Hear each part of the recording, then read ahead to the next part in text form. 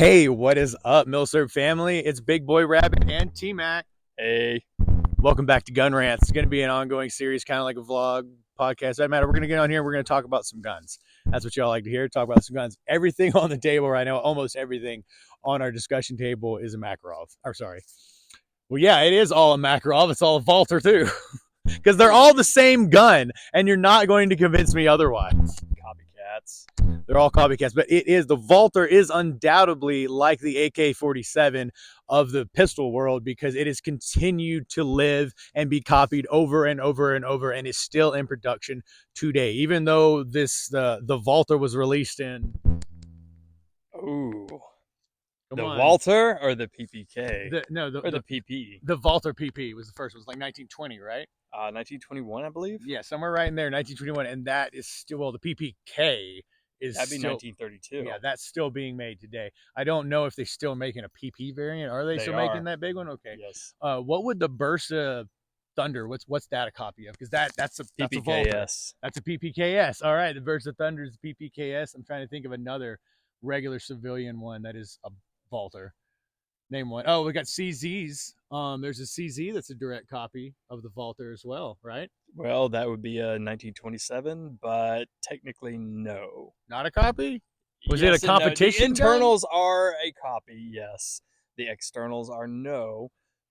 And yes, it was a competition gun. Okay, so that was released at the same time as the PP to try to outcompete them. Yes. All right. Yes. So let's pick up and show some. Do you want to talk about them? Or you want me to talk about them? Which one do you want to start with? Oh, I don't know. Comment now. Which one do you want to see first? Which one? Which one? We have all these Walthers. I actually do a pan shot over them if you want. We'll cut to a pan. We have for you an East German Makarov. Yes, that is an East German early import. Thank you, ATF, for introducing us to the PPKS Inner Arms. And why is that? Because 1968, they decided you can no longer import certain guns of certain sizes and certain weights. So they had to do something. They introduced us to the PPKS. It's a PPK slide with a PP frame. Then we bring you over here to a 1935 pre-war Walther PPK. Very, very nice condition. Beautiful, with the Bakelite grips. And those are original grips. And what is this, a finger stop on the magazine? Bakelite as well? Yep, also original. Look at that beautiful thing. Absolutely gorgeous. And what do we have here? This would be a more modern, you could say, Walther. Walther, yes. And how were these imported? Because it is Russian. It is Russian made, yes? That is a late 1980s Russian import, civilian market Makarov. And the way that these were imported was... They took Russian surplus, milled out the slide where the sights were, attached a target sight to them, declared them as sporter pistols. Now, what's the difference between that and that East German Makarov? Yes. There is the difference between there is this? Honestly no difference. Look at these two guns. Uncle Sam said this one's scary and bad. And well, actually said this one was scary and bad, but only if it was made by these people. Correct. So you have to take that away and put an adjustable target sight on it to make it a civilian gun. Let's get back up to these gun rants. Sometimes nothing. Right now, it's almost blank. But I'm looking at these beautiful pistols in front of us. Well, most of them are pretty. The ones not owned by me. We know here on Mississippi Milsurb that Big Boy Rabbit does not take care of guns. Well, I do and I don't. They're all always going to be functioning. I'm not going to let it get so bad it's going to break. However, it ain't going to look like when you bought it from the store. Well, there again, you also have the guns I normally carry, and those do look kind of rough. It's true. You did bring out like pretty show pretties. At the same time, what in my collection should also be show pretties or not show pretties. They should be. The M1927. You haven't seen it. Yes, I have. Have you seen it? I have. You seen it lately? Not lately. Yeah, it's orange. Yeah, What have you done? It's almost the same color as the stock. I think I'm trying to camo it. I don't know. I'm just trying to make it blend in really good, you know, and like the black contrasting with the trees. So I thought, why don't I get it orange? There you that, go. That way it'll rust orange actually a rust. That's orange. a very, very good color for a used rifle. Actually, that gives me an idea. Maybe I should just start stereo coating most of my guns in rust orange. That way, I don't have to worry about the upkeep anymore if they're all just that color. Well, you have to wait till next time I'm home, and that might happen. Comment down below. Should I stereo coat? I'm not gonna cut it out. I stutter. Cerakote. Should I Cerakote all my weapons a rust brown color? All of them. All of them. The Graw, the Bushmaster BA50. If you're watching this and you haven't seen the Bushmaster BA50, go watch the Bushmaster BA50. It's got like 500 views. No, we're not gonna rust coat that. I'm a Cerakote of Graw. No, I'll do it. No, if you don't comment below, to me to get Cerakoted, it's coming back pink. But that's fine. It will be. You heard it. You heard it here. If you don't comment below, I'm gonna buy 100 Graw from RTI. 100 of them, like most of the ones they have left, and they're all gonna be what color? Barbie pink. Yeah, I will even put Barbie on it. Yeah, so you better comment below. Yeah. He'll have a Barbie gun. I mean, 100 of them. You will not see me carrying, as an everyday carry, a 1935 Walther PPK. See, that is where we differ. Whereas I everyday carried a 1903 Colt that was used by a Japanese officer in World War II. Like this one over here. And we weren't even going to bring this up in this particular episode, but since I talked about it, he kind of carried it a lot. Yeah, I carried this as an EDC while I was captain on a commercial fishing boat. I carried this as a EDC concealed carry. Now you're going, oh, well, I mean, it was used in World War II in the Pacific Theater, so that's what it should look like. No, folks. When I got it, it looked like this. Yeah, we're going to keep that one looking like that. But, however, you will see me on a day-to-day basis carrying this one. Yeah, because the stainless steel isn't going to get that old sweat rust that gets with normal EDCs. It originally was not stainless. The finish was to the point of no return, so we took the finish off and polished it out. Oh, so that's just a high polished gunmetal? Yeah. That is awesome. That is beautiful. Camera, get up close. Could definitely redo that. Make it pretty again, but we're not going to.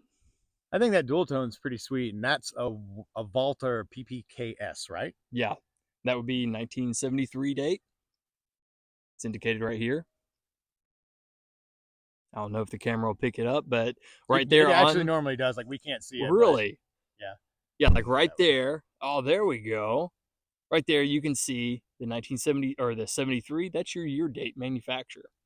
And that would be Inner Arms import. Inner Arms. What else did Inner Arms import? A lot of stuff. Didn't they? Yes, they did. I don't know why I'm thinking Inner Arms. They imported a lot of Saturday night special and Friday night guns, didn't they? Yes, they did. They did. The ROMs. There we go. Oh yeah, those West German ROMs. Hey, I think they're pretty good guns. I've carried them as boot guns and tackle box guns. Look, they are tackle box guns. Yeah. Yes. I won't endorse a high point. Like, I won't endorse a high point, but I will endorse RGs. Even the starter pistols. RGs is not a ROM. Yeah, they're made by ROM. No. RG. No. They were sold by ROM. Okay. But no, RG was American product. Did Inner Arms, did they do Bryco? I'm not sure on that. That's what I'm thinking. That's where I might be remembering that from. Now, Tech 9s. Is that? Let's talk about some is Tech that 9s like your KG99, your early Tech 9 that were striker fired. Thank you, Inner Arms. That's exactly where I was thinking it from. Was Inner? Yeah, they imported the KG99, the original Tech 9, the open bolt. No, that would be a KG9. That would be an open bolt. And yes, I did have one. Yes, Okay. It was fun.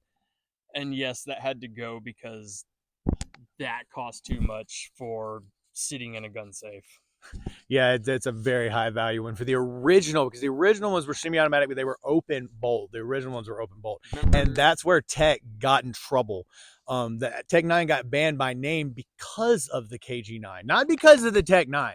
The Tech 9 after the KG9 variants are not great guns is actually where they get that reputation from. But their being able to convert to full auto was the KG9. Yes. The open bolt KG9, the very first one. Do you remember playing with that thing? I do. It was a very fun gun. I've talked about it on the show already. Actually, I've talked about shooting the KG9 at the range because it was way different than shooting any other Tech 9 that I've had. Yes. I've had almost every variation of Tech 9 after the KG9, and they were all universally run absolute just trash almost. Incredibly hard to keep running. That striker fire system just did not do the job. Yeah. Once they changed it over to that striker fire system, it wasn't designed for that, so it didn't like running that. But the KG9 ran like a dream. It was absolutely wonderful, and that forward buck that it had every time you would fire, it was amazing. Yeah, it was very fun. It was very fun. Love the KG9. The Tech 9s are not great guns, and maybe we'll find one that's they have transferable ones, don't they? Well, yeah, they do, but I like to make car payments, house payments, and eat. Yeah, well, here at Mississippi Millsap, we're looking at getting some transferables, so that might be what's a cheaper transferable like the Max, right? I mean, those are like $2,000-$3,000. Well, no, they're like $8,000 now. Yes, they were $2,000-$3,000, but now they're like $8,000-$10,000. But that's a low end NFA transferable. You have your choice. You can have a late '90s, early 2000 Toyota pickup or a transferable. I mean, that's okay. I got a car. Yeah. So I want to get a couple other things. I think that's a good investment. In my opinion, I think it's a good investment because there are only a set amount of those. Let me back that up. It was a good investment. It depends on who gets elected. I'm not going to get political. I'm never going to be political on this channel. But right now, we're winning a lot of cases for the Second Amendment. And since we are a gun channel, we support the Second Amendment. Now, obviously. That's not political. Right. What I'm saying is the cases the new coming on regarding the Second Amendment and the fact of your rights being stripped away. That's not being political. That's making a statement as a U.S. citizen, as an American. Yes. As an American, that's right. This is not a political talk. It's not. But what I'm saying is that with these cases that are in right now, if we get we win good in the new elections and we get more 2A politicians in office that will back all the cases that are happening right now, the NFA more than likely will get repealed. That would be amazing happening. And then in that sense, getting an NFA item right now is a terrible investment. They would become collectible though, wouldn't they? Like when everyone can build their own machine gun, the original ones would be then collectible, right? To an extent, but I would not bank on that. You wouldn't bank. Cool. No. Well, here's what I look at them. Maybe it'll transfer over like the post-ban AKs are more collectible than the pre-ban. The pre-ban. Yes. The pre-ban AKs are more collectible than the post-ban AKs. That's where I think that the pre-ban machine guns would then cost more than the post-ban machine guns because they'd be more collectible, the pre-ban. Or is that just going to be, are we as a generation going to see that for what it is and not pay that? Well, here's the next question. Just a semi-auto AR-15 from PSA. Say the elections don't go our way. Would those become collectible here in the next 5-10 years? Well, that is true. But of course, anybody would that be illegal to own in the next 5 to 10 years? That's exactly right. It might not be, even though there has been court cases ruled that the AR-15 is not classed as a firearm at all. Therefore, the ATF has no ruling over that. Here I am. I'm getting a little bit in age. I'm over 40 years old, and I have seen sunrise and sunset of assault weapons ban. I have seen AR-15s that typically go $500-$600 go for $2,000 and $3,000. We've seen it go both. I've seen it go both ways. Yeah, they started at $1,000, then they went down to like $200, then they went back to $2,000, then they went back down to $200. And what are we at now? Like 5.6 is that AR, right? For a run of the mill. Yeah, like typical, a regular. We're not talking a base. LMT, A base AR. Yeah. 5.6. We're not talking a Colt here. We're talking just But when the first AR-15s Anderson. were out, $1,000 was base. Like $1,000 was the base for a first AR-15. Oh yeah, The first Colts Easy. and the first Armalites, whereas the AKs were $300 and 200. $400. Yeah, like incredibly cheap. SKS $80. Yeah, and then we watched that flip. Comment down below if you lived through that, because I know that Speaking of 68% of my audience did. speaking How many of of y'all? SKSs, Go ahead. Speaking of SKSs, stay tuned and tune into another video. Oh yeah, another might episode. showcase- We have a lot to talk about SKSs that are coming up, and you're thinking, oh, there can't be anything you can say about SKSs we haven't heard before. No, it's very possible we have a lot to say about SKSs that you haven't heard before, or it might be the same thing said in a different way, but you got to watch to find that out. But we need to get back to some Makarovs. We can talk about the Makarov. Like I said, it's gonna be a podcast kind of style thing. We're gonna go a lot of different rants and tangents, and just buckle up, sit down, and let's talk about some guns. Get down in those comments. We'll respond to you in the comments. Get down in those comments and talk back to us. This is why we make these to talk to the gun community. What's the next one you want to pick up? We have two Makarovs sitting right next to each other. Makarovs. We're even going to talk about Makarov magazines. Oh yeah, the discrepancy in prices of Makarov magazines. Yes, and manufacturing styles. So we've got two Makarovs here. Yes, they're unloaded. We've checked chambers. Yes, you're good. We have a Russian Baikal. That's pronounced correctly. Yes. It's imported by KBI. So KBI, when they were importing Makarovs, they could not import the Russian Makarovs as military surplus. Nope, no Russian military arms. But we could import the East German ones. Which are the identical gun. It's the same gun. They're the same gun. Now, I will argue that the East German is a nicer gun. The trigger is nicer. The fit and finish is nicer. It is a nicer gun all the way around. But these Russian ones, what they did, they milled out the slide. You can see it here. They milled the slide, took out the military sight, which is standard here. They put in a target sight, declared this as a sporter pistol. Therefore, they could import these. These used to be very, very cheap. They were like $200-$300 in the box. $199 with two magazines in the box with all the paperwork. I even saw them down as like $159 for a Russian Makarov. Now you go buy a Russian Makarov today for $500. Yeah. But it did actually surprise me when I went to look up the value of this Makarov, because Russian collectible, everybody collects Russian, so I'm assuming it would be higher, but $400 or $500 is like kind of surprising to me to be a Russian collectible thing. But I guess it's because it's a commercial gun. It was never military surplus. Now, if I were getting a surplus gun like this for concealed carry, at the present pricing of $500, even $600 for a Russian one, I would have to pass.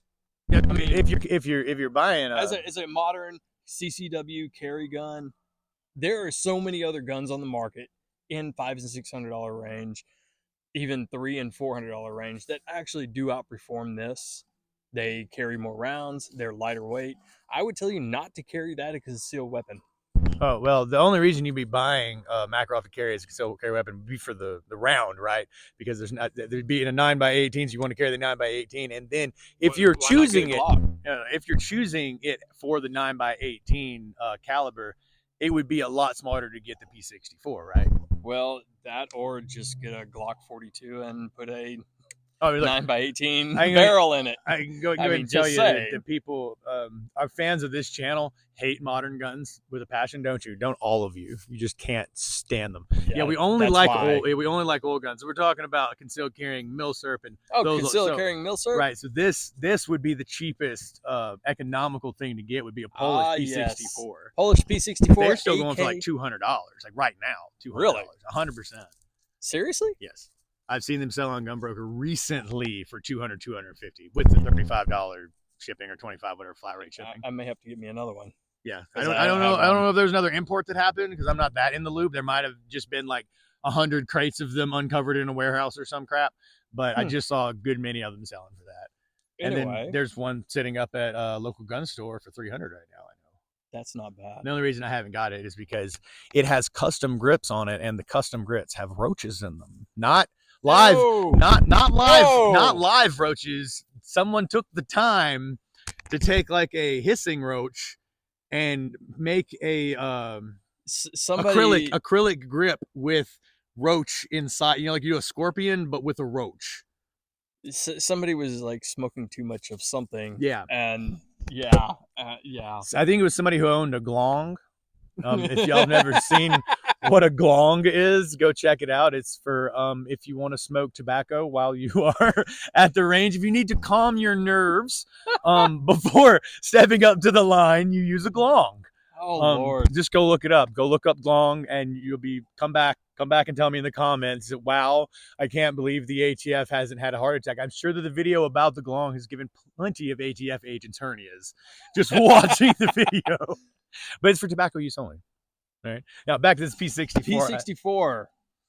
That's a Walther PPK. Right. It is a direct copy almost of the You PPK. open it up, the internals look like a Walther PPK. They don't look like a Makarov. They look like a Walther PPK. Can you explain to me the difference in those two? Between the Walther PPK and a Makarov? Yeah, the internals. I did it on the show earlier. Just your internals. That is, and it's basically your trigger system. Okay. But they're very similar.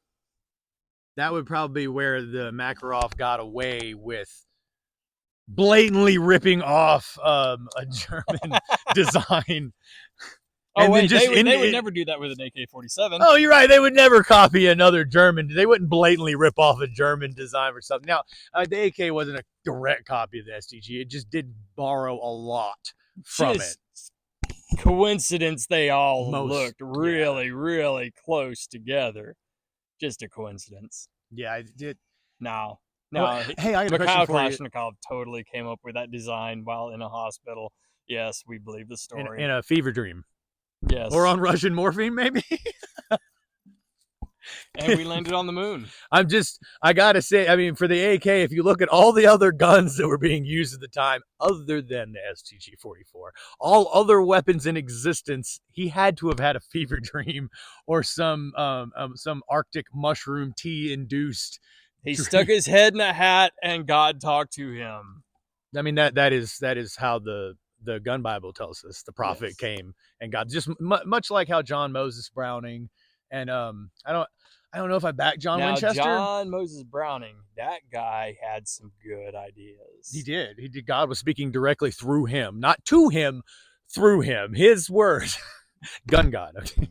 If you haven't gone to the Murder Cube, huh? Was he anointed? I have no idea. By the oil of guns? Yes. Was John Moses Brown? I'm pretty sure he bathed in gun oil. I mean, that man was renovating everything. So we're creating a whole conspiracy theory of John Moses Browning being anointed with gun oil. All the prophets were anointed by gun oil. So John Moses Browning was a prophet. He was. John Winchester is one of the gun prophets. I don't. We're gonna upset some religious groups here if we don't stop. No, it's okay. I've talked about the gun prophets a lot on here. Everybody knows what we're talking about. There's John Winchester. Samuel Colt is a false prophet. 100% false prophet. Name two guns he designed. You can name one. Name another one. Crickets. Yeah, exactly. Nothing.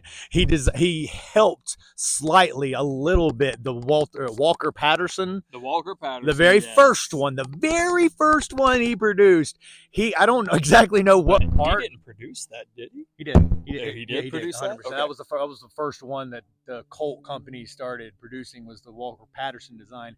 But what I don't know is how much he actually contributed to that. But that's what's accepted in the gun community, is that that's the only design that Samuel Colt actually had anything to do with, and it might have just been him like rearranging the sights or something. It's starting to sound like the debate between Thomas Edison and Tesla. Edison is also a false prophet, and we should piss on his grave. Yeah, I'll stand on that hill. Nikola Tesla was amazing, and Edison. I'm not saying he stole everything from Tesla, but he did steal everything from all the workers in his shop. I don't know that Edison actually did anything. Well, no, he was an American capitalist. He was a shining example of American capitalism, 100%. Now, if you are an American capitalist and you want a hero, Edison is your guy. Yeah. He would sue people into poverty just so he could own their patents. He would make sure that families went hungry and died in the winter so that he would own the idea. He might not even produce the idea. He just wanted it's his. Wait, He owned it. Isn't there somebody else who's famous in manufacturing that also did not agree with Edison? Oh, beats the shade. You got me on this one. Henry Ford. Oh, okay, sure. Ford's a fucking lunatic. No, I'm going to argue against that one. Ford was not a lunatic. Go look up. Ford is actually a hero. Yeah, go Google Ford Town in South America and tell me that. Well, Ford Town wasn't done by Henry Ford. Ford Town was done by his son. No, Ford directly. It was his dream. He directly his son was wanted the one who derailed that.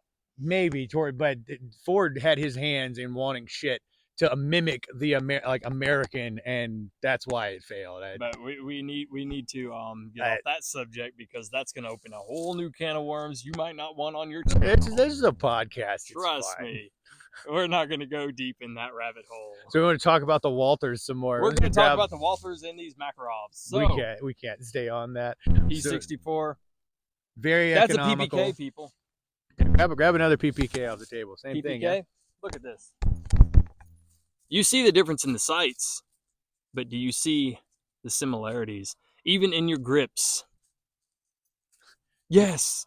Everything's the same. Dimensionally, it's almost identical. I mean, dimensionally. Look at this. But now the one in your right hand costs how much? Oh, the one in my right hand? Oh, you're approaching. Let's just buy a used car here. No, go ahead. This is what we're talking about. The same design, the same gun. When purchased new. Go ahead. Okay, we're gonna go back in history a little bit. These, even though yes, they're expensive today, they were not that expensive back then. Same with these. Now today, you're looking at a $200-300 gun, whereas this right here, you're looking at well over $2,000 for that gun. Because it is a East German, right? Oh no, that is a pre-war. German, 1935 okay, PPK. So the Makarov is East German. The Walther is just German. The Walther that is pre-World War II. And then after very beautiful. After World War II, the French took over for that, right? Manhurin, right, which is French. The manufacturer of the PPKs and the PPs and the PO8s, which would be PO1 back then, by the way. What? Yes, PO1. Okay. They changed the nomenclature, or am I getting? I thought the Luger was the PO1. PO8.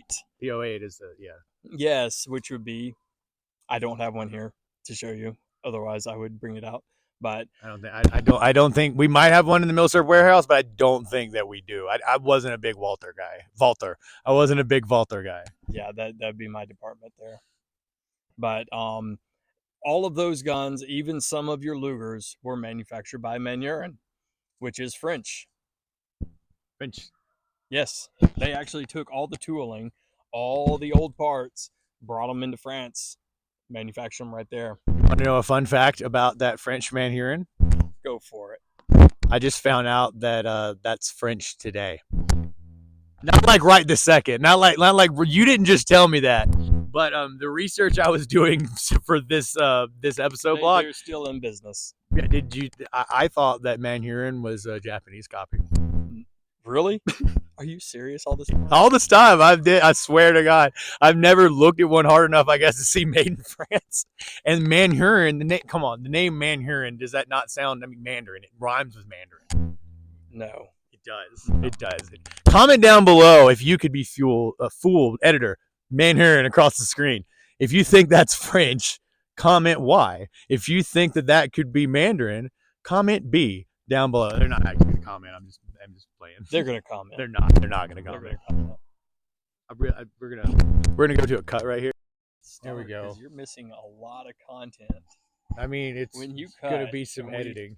When you cut, when we have our conversation, you miss a lot of content. You just it does. Record. I know it does. This is what I've been trying to get across to the other cameraman.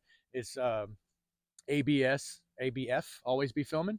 Yeah. Or ABS, always be shooting. Just always be shooting ABS. Like if when in doubt, always be shooting. Because we were just talking about while we were off camera there, the difference in the triggers. You can tell the difference in quality between your Russian, your East German, and your Walthers. Are they essentially the same gun? Yes. Are there design differences? Yes. That's where the price point. That's where the price point is, right? Yes. I mean, when you pick up this Russian, it's a good gun. Yes, cleared.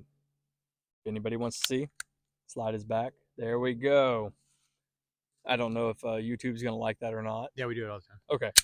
YouTube loves you clearing the gun on camera. Ah, good. They Okay. love that. Okay, we're good then. Thank you, manual reviewer. Okay, so our trigger on this, yes, double action, single action, works perfectly, no problem. Makarov is good. No, we're not going to go into his like talking.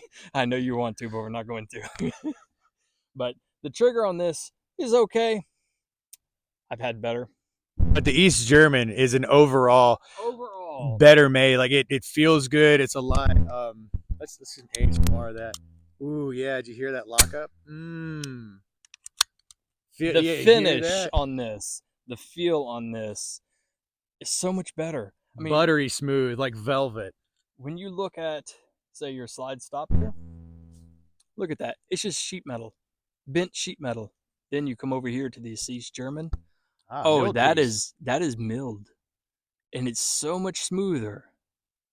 Like I can reach up there, pop, ready to go. Yeah, you're not doing that with the Russian one. Well, it's not. You're not gonna be able to do that with one little finger. You can try. Oh, I can try. Yeah, it's not. I actually have to put some force into that. Yeah, so the finish in this is not as high quality. Your trigger on this. Oh, listen. Oh yeah, even your double action, smooth all the way, crisp break. And I said smooth. Yes, it's just perfect. You can dry fire military weapons all you want. You want to know why? Because when those military weapons are being used, they get dry fired a trillion times. Yes, they are a trillion times. They're built to be dry fired. It's okay. They're not going to break. They were, don't dry fire without snap caps. Don't dry fire civilian guns without snap caps. Get off my table. Now, I have to put a magazine in. Because this one has a magazine safety. It means the gun will not fire unless the trigger cannot release the hammer unless a magazine is in, right? Oh, no. No? It won't hold back without the magazine in. No, it doesn't have a slide release. Correct. So in order to do this, I have to pull magazine back. Oh no, that's interesting. Do all of them not have a manual slide release? But it does have a slide lock in there. Obviously, that's not the magazine. It does have a slide lock. It is a magazine slide lock, not like your Russian ones where you have, and your East German ones like a Makarov, standard Makarov. You do not have your slide release. Right. This, yeah, the P64 also doesn't have that. Is that because it's a copy of a PPK? Oh, it's a direct copy of a PPK. It is. It's a direct copy of PPK. They're all. But Walthers. The trigger on that Walther. Oh. Yeah, you can tell the difference. Much different. It's a big difference between that and the P64. Yes. Oh, that P64. You poor child. Hey, we just discovered the P64 is having a SEER issue because it's been up in the Milsert warehouse. We just found it out.